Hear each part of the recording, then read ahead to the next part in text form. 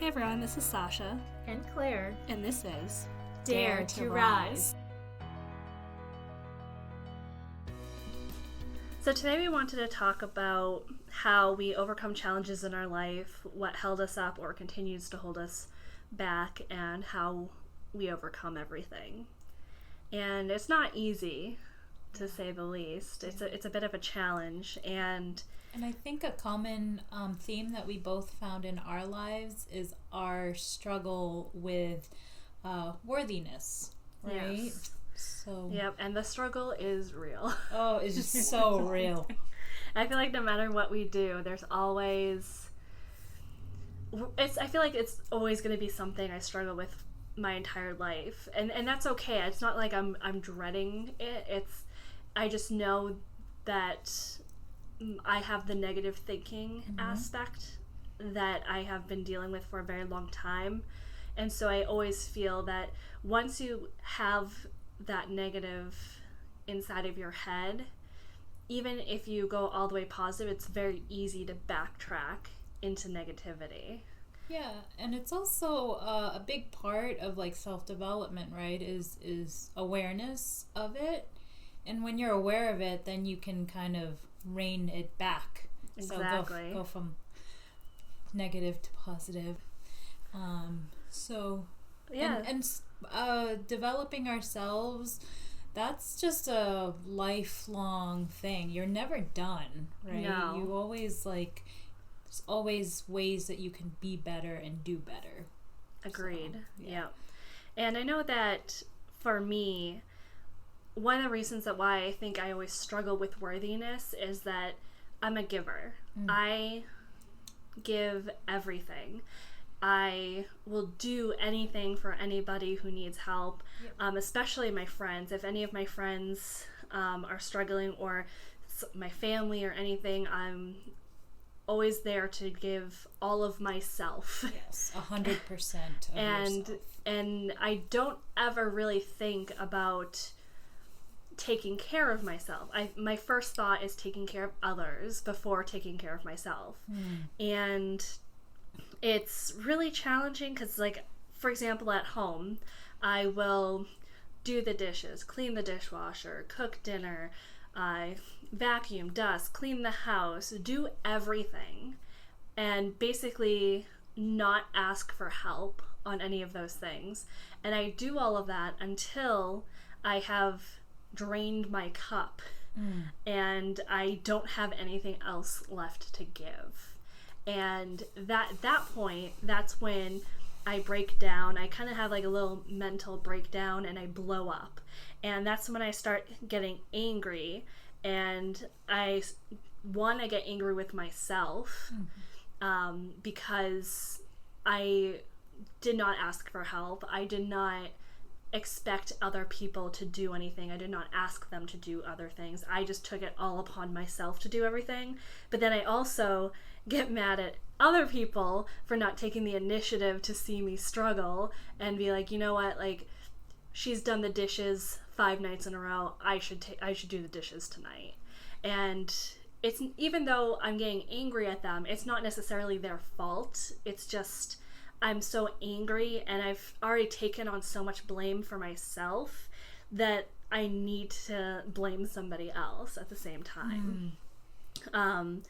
But blowing up and getting angry and yelling at everybody, it's not constructive and it's not helpful to me or anybody else, because once I yell at them, I then feel even worse about myself and feel guilty for yelling at them instead of talking about it calmly.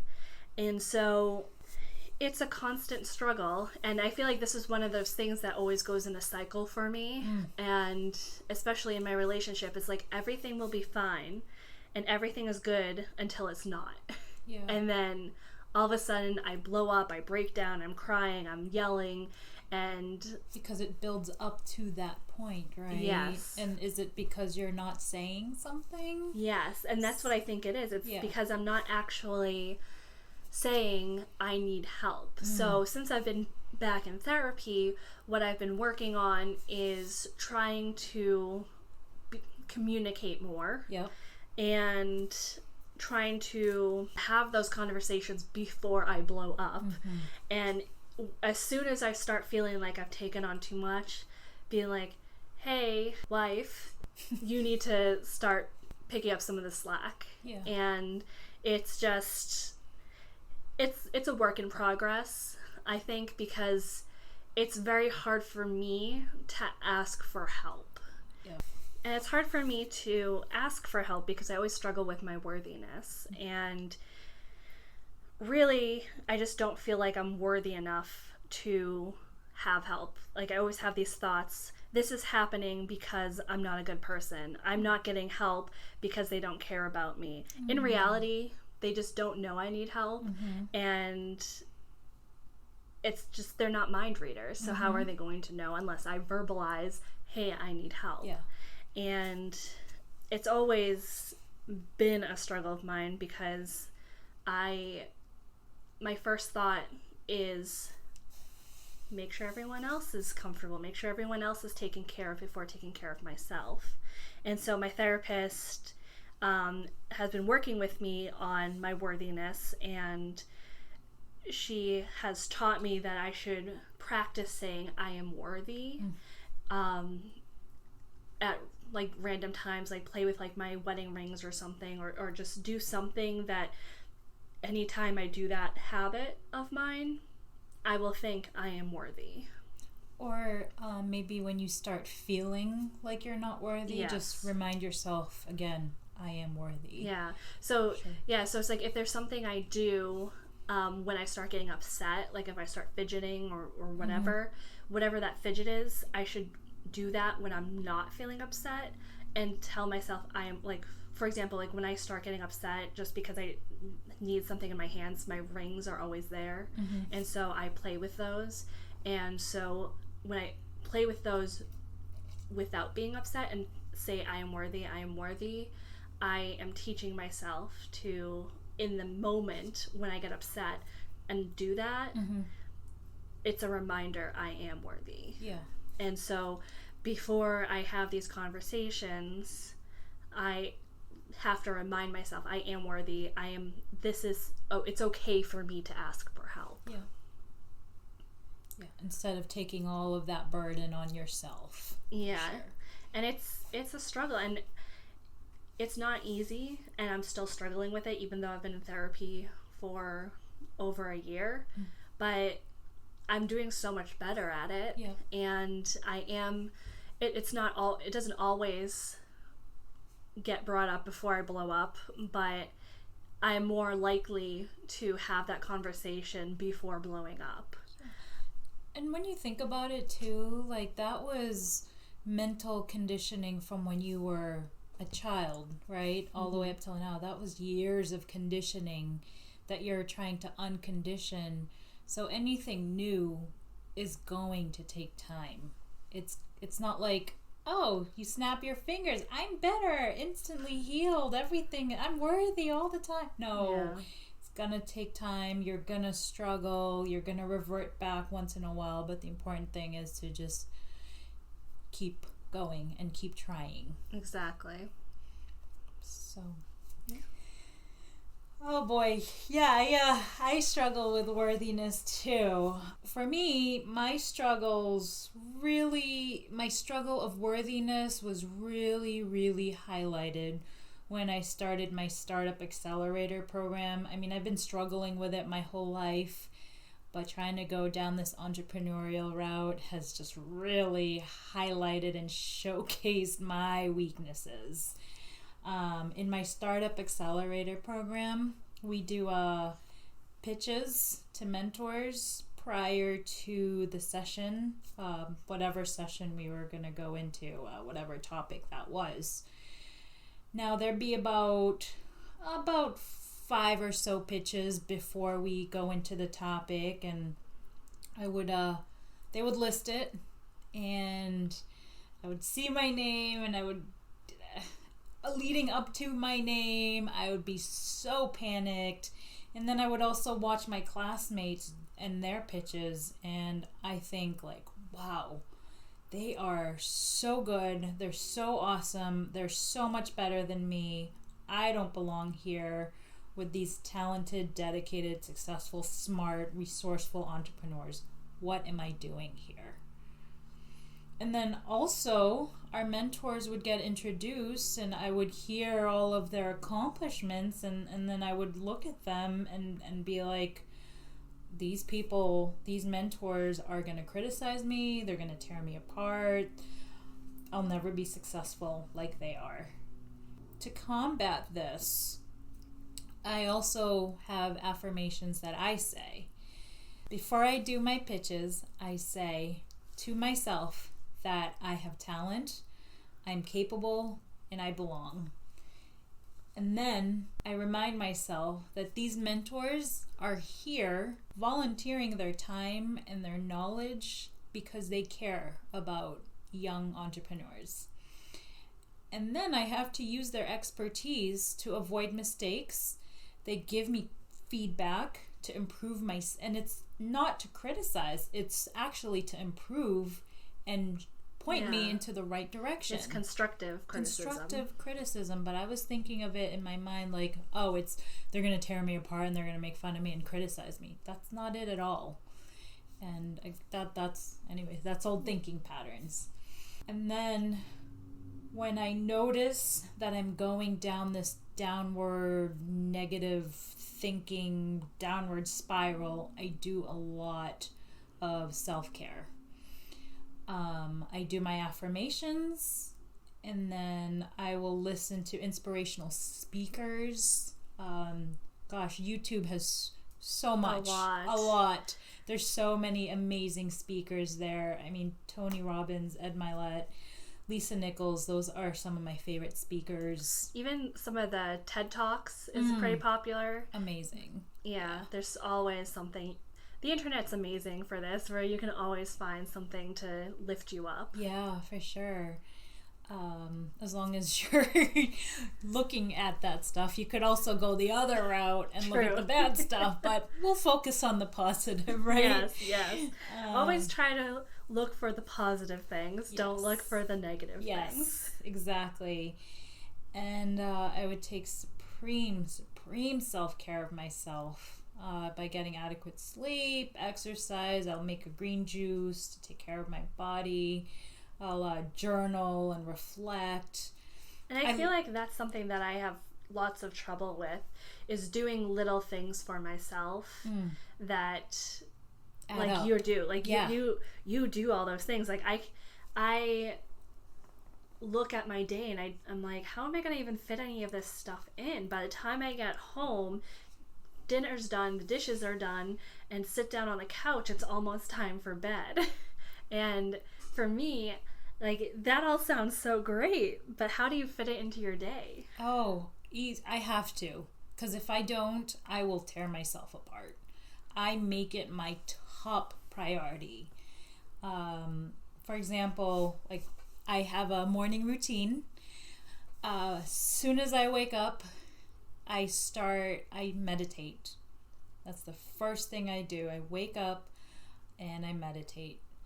Because I noticed that as soon as I wake up, in the past, my mind would be racing of all the shit I gotta do and all the negative stuff that happened in the past, or all the negative stuff I'm thinking about the future. My mind just runs 100 miles an hour in the morning.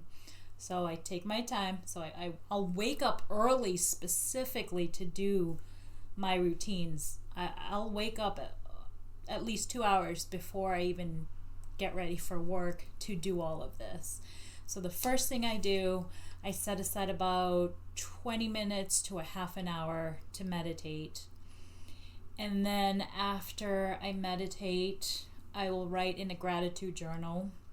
I write 5 things that I'm grateful for. And then after I write the 5 things I'm grateful for, I'll write I am statements.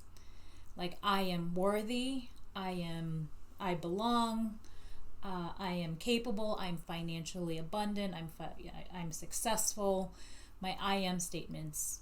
Whether or not I actually believe that they're true, it's the act of rewiring your brain, right? To think that. To think that. So once you think it, once it's your reality, once it's submerged in there, then it truly becomes your reality. Like, it's like you say it before it happens. Yes. And so you're teaching yourself that it is true, and then it actually comes to fruition. Yes. I write about minimum 3 I am statements. And then I also started forgiving. I forgive this person for that event that happened, even if I go way back. I forgive Sasha for stealing my pencil in 4th grade. Yes. And if I'm still holding on to it, and for some reason it comes up in my brain, I'll just write it. That's a really nice. I've never heard of that before. Writing down like I forgive. I feel like that can be very, very powerful. Absolutely amazing, because you don't realize the stuff you're holding on to. For example, like I wrote down. I remember this one time my mom was like giving me my lunch money, and like she gave my brother like crisp bills and stuff, and she gave me like change and like crumpled up bills, and I got like, I was thinking about that, and I'm like, why am I so upset about that? That's so silly. I bet you my mom doesn't even remember it. Yeah, meanwhile, your mother was working to support 4 children, right. And it's possible that that's all she had to give you. Yeah, right? But at the time, you were sitting there being like, why do they get something better than me? Which is, for a child, that's perfectly normal to think like that. It's the meaning that I gave behind the crumpled up bills and the loose change that she gave me, right? Yeah. So I gave it meaning that, like, she didn't give a shit about me, when meanwhile she's working her ass off to give me lunch money, right? Yeah. So I wrote that. I was like, I forgive my mom for the crumpled up change and the loose change that she gave me. Yeah. I even like forgive myself. Like, for the stuff I failed to do the previous day, or stuff I did in the past. Like, I forgive more myself. Is forgiving yourself. Yes. And I feel like that's so hard to do. So do you, when you write it down, do you feel like a the release? Yes. Absolutely. 100%. I think I might have to take some notes on your morning routine. And do it. Although I always struggle with waking up in the morning. So I did too. I would hit the snooze button 5 times before I would go to work, and I'd be late for work. But then I saw the benefit of what I was doing, and I made it a priority. I didn't care. I don't care if I went to bed at 2 a.m. I'll still wake up at 6 a.m. to make sure that I meditate. I've always kept a gratitude journal, so that was already ingrained in my daily routine. And then the I am statements, and then the whoever I forgive that day, or whatever. It could even be a straight. But anyway, so my forgiveness. And then while I'm getting ready for work, I'll listen to this amazing YouTube clip of this guy saying self-loving affirmations. Is he saying like to himself like I am, or is he doing it like you are? I am. Okay. And he starts off the YouTube video by saying, I am is the most powerful statement you can make, because whatever you put after those words becomes your reality.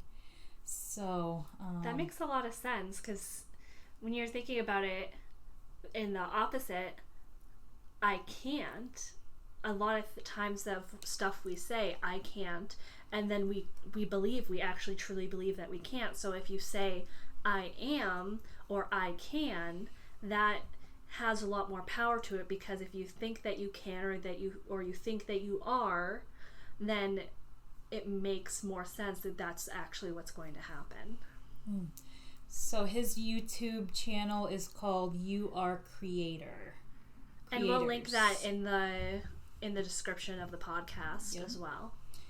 So while I'm getting ready for work, I listen to that, and sometimes I repeat it back. Like he'll say, I love myself, and I'll just say that. And this is all while I'm getting ready for work.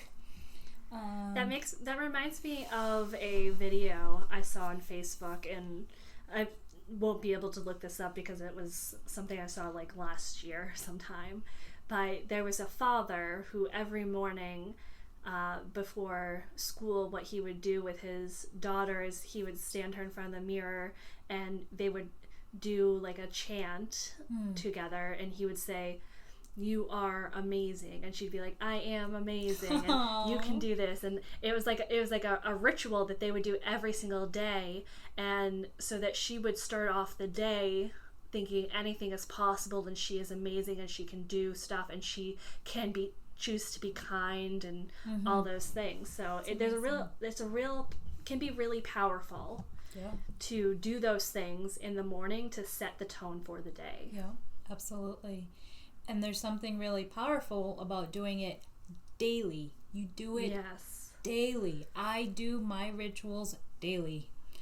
And it makes a difference. It really does. And how do you think being in a relationship where someone else is around, do you still make that a priority if you have, like, your boyfriend, you're over his house or he's over your house? Do you still make the time to do all that stuff and say, "Excuse me, but it's time for my self-care. I'll talk to you in 2 hours"? Absolutely. Wow. Yes. I prioritize myself. We're conditioned to think that that's selfish. Yeah. It's not. It's not at all. You're taking care of yourself is actually the most selfless thing you can do. Because when you yourself are fulfilled and happy and whole and complete within yourself, then you can better serve other people. Meanwhile, if you are lacking and resentful and angry, you're dishing out exactly what you have inside you. Yeah. That's all you're giving out. But if you are coming from a place of happiness and peace, that's exactly what you're giving out into the world. Like, your internal world reflects your external world. I was thinking about that the other day, actually, because I was having a really rough day a couple of weeks ago, and I felt really down. I felt like things just weren't really going great, and I went for a walk with a friend, a coworker of mine, and we were talking, and I was telling her about how I was feeling, and she just turned around and she goes, "You know what? Like, you are so smart. You're so amazing. You're so kind. I'm so lucky to have you in my life." Aww. And I'm like tearing up right now just thinking about it. But those words were so powerful to me because no one really says that to people. Like Claire, you and I will text each other that, and she has said that to me, but it was just like, I couldn't believe how powerful it was for someone to actually verbalize that to me. Like, I will talk to Tiffany and be like, "Wow, like, this person's so amazing. They did this awesome thing today," but I don't say it to them. And I think that's so crazy that we don't do that for each other. And it's so simple and so easy. And I was telling my mother about that, about how, like, grateful I was that this happened to me, and how I feel like everybody needs somebody like that in their life to say those things. And you could be that person to somebody else, or you could be that for yourself. True. You can be for yourself and for others, because if you are that person to yourself, and you are telling yourself all those things, and then you feel happy, then you can tell it to those other people too. Truly, your internal world is a reflection of your external world. And we shouldn't tear each other down. We should lift each other up. Definitely. And that will give everybody worthiness. Yeah. And that'll make the world a better place. Yeah. Like, why not create good? I mean, we have the power within ourselves to create good or to create bad. Yeah. I think, I know for me, and I know you and I've known you a long time, and I choose to be with you and hang out with you because you have that same, we vibe in that same way that we want to better ourselves and each other. And just think about when we were growing up, we never talked to each other like that. Not that we were mean to each other, but we never had those conversations of like, I value you. I value your role in my life. I think you're amazing. I think you're beautiful. I think you're talented. I think you're smart. And those aren't things that ever really came up in a conversation, not necessarily because we didn't think them about each other. It was weird to say that to somebody. Yeah. So to fit all of that in my routine and 100%, I take that time to myself very early in the morning. I don't even look at my phone. I don't look at email. I don't look at text. I don't do any of that. My first couple of hours in my morning is my routine, and this is what I need to do in order to serve my highest good into that world. So while I'm getting ready, I'll listen to my affirmations, and then when I'm walking to work, for example, I'll listen to the podcast. I have a lot of really good podcasts. Ed Milet, Tony Robbins podcast shows. Those are excellent. And then I have my green juice, which, I just use Organifi, and that's just like a powder, and that you mix with water, so that's easy. It's just something that you're doing for your body that makes you feel good. Absolutely. Yeah, makes a huge difference. And then, I exercise throughout the day. I keep myself active. I walk. I bring the dog out to the park, so it's just little things that I do daily. And it's important for me to do it daily because I notice a difference when I don't do it. So all these self-help things, all these self-care, they're really important. And I know that when I am doing those things, I feel a lot better. But I don't usually keep up with them. That's my problem. And I have face masks, and so what I try to do, or for a while what I did is I would meditate at night with a face mask on, and that would be kind of my special treat. I would kind of do my nightly routine, brush my teeth, wash my face, put the face mask on, put a couple of earbuds in, listen to a meditation tape, and when I'm finished, wash off my face and go to bed, and it'd be a nice ease into bed. However, as I had less and less time to do that at night, and I wanted to spend those times either with my cat or with my wife, and I felt like I was taking away from them, I actually ended up stopped doing that. And now I'm actually trying to get back into a routine like that so that I can continue to do the self-care. I also think that I sometimes get absorbed in things that aren't productive. I'm a gamer. I like video games. And so sometimes I'll get lost in a video game for hours. And then all of a sudden it's it's 10 o'clock. I don't have time to do my routine because I need to go to bed, because if I don't go to bed, I don't get the right amount of sleep. I can't function as well the next day. Yeah. And so if something has to give, it's going to be my self-care routine. Oh, no. Which isn't great. But it is something that I'm trying to work on. And so what I'm trying to do, instead of focusing on, I want to play this game just to play this game, I'm trying to be constructive with it and be I'll play this game and I'll record myself doing it and put it on YouTube so that I'm not just wasting time playing a video game, I'm actually doing something constructive. And I'm trying to limit the time that I'm playing the game to when I'm doing the recording. So I'm not getting so absorbed in a video game that I lose complete track of time, because I'm trying to do one in-game day or a half-hour time in real world. Yeah.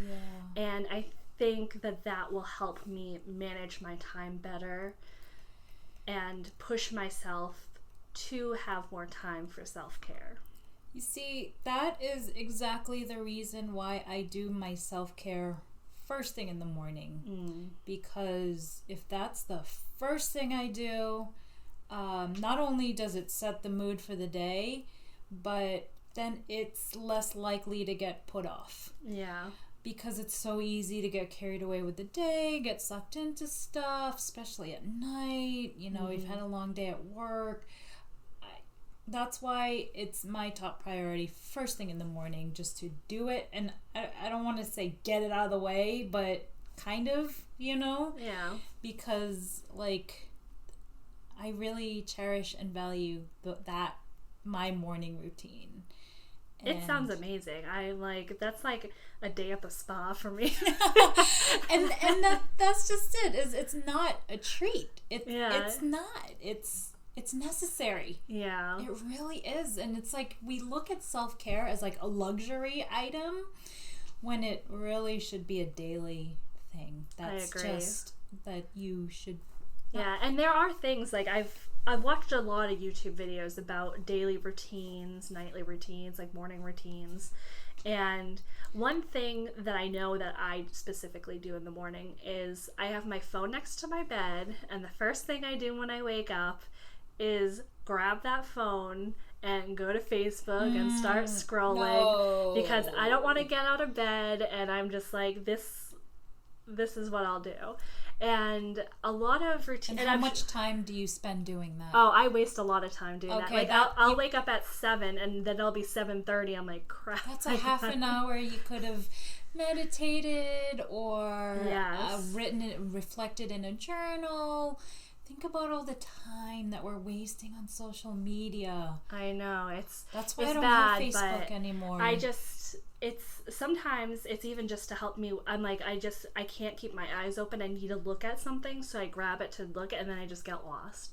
So what I often hear from all of these like morning routines and people that are trying to get up earlier and struggling is to stop having your phone next to the bed and put it somewhere where you have to walk to get to it. Because if you're going to walk to get to your phone, you're already up. Yep. And especially if you can put it in a different room and you don't need to have your phone directly next to you, so that even makes it even more challenging to get to, and then you start having a routine before you even touch your phone.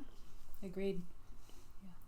So I think with all this self-care talk, we should move on to our dare of the week. And our dare of the week is to pick one self-care thing to do, one thing that you do for yourself and only for yourself, and actually do it. If you don't have something, find something, make it a priority, and start incorporating either in the morning, at night, or whenever you have a specific time to do so. And after you do it, let us know how you feel. Let us know how it went. Did it go well? Did you struggle? Was there something that prevented you from actually doing it? I know I'm a huge procrastinator, so shout out to all the procrastinators out there, which is why it happens at night and often gets forgotten. But let us know. We want to know. We want to be there to listen and help. And what did you do? We want to know what that self-care item was. And if you tried something new, how did you decide to pick that? You can email us, tag on Instagram, send us a tweet, or reach out to us in the Facebook group. All of the information for our socials on our email will be in this description below. So we look forward to hearing from everybody on what you guys do, and we look forward to discussing the next topic with you, the inner critic. Just remember, fear is a 4-letter word that can stand for forget everything and run, or face everything and rise. We dare you to rise.